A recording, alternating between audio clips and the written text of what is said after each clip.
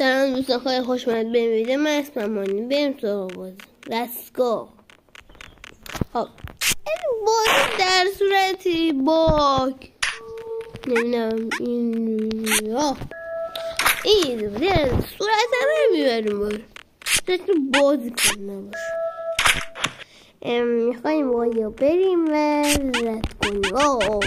من هیرو خوب دارم ببخش واقعا بخاطر این باگ دارم خدایی بینم رفتیم. پیر پتا بیرتر پیر پتا بیرتر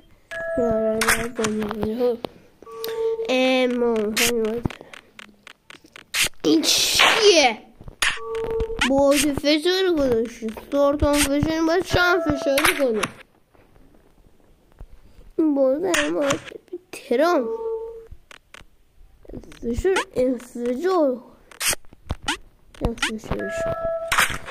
خب لطفا چنل من سابسکرایب کنید. رایت ویدیو فراموش نشید. دنبال کردم بابا چیه؟ اونجا داره میزنه اینجا داره میزنه. اصلا کار تکلیف شما مشخص نکرده. این چیه؟ اسم این بازی فشاری نیست، اسم شاردان فشاری. این چیه ها؟ مردن تو رایدش کردن. ها اینجا میره. این دیگه چیه؟ یاده پریم. خب اوکی اینجا کلاکه بدیم. توخ بکنیم توخمش تمومه.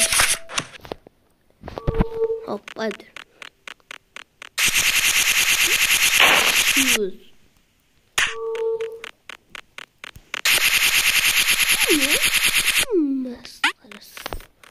اون مرانش تموم شده باشه. خدای مرانش زیاده. اینجا میپریم یا ابر فرد امام رضا. خب اینجا هم پریدیم. اوکی تا اینجا کار اوکی بودیم. اینجا باید کی باشه؟ درست میگفتم. آره اینجا ترس. اینجا به آخر منطقه با احتیاطی میکنیم و اینجا هم رد میدهیم به صورت خیلی ایزی و تمامی. آخ توسن فقروس هم اینجا هم رد میدیم تا اینجا که اصلا باز فشاری نشده. اینجا تا اینجا که باز فشاری نیست.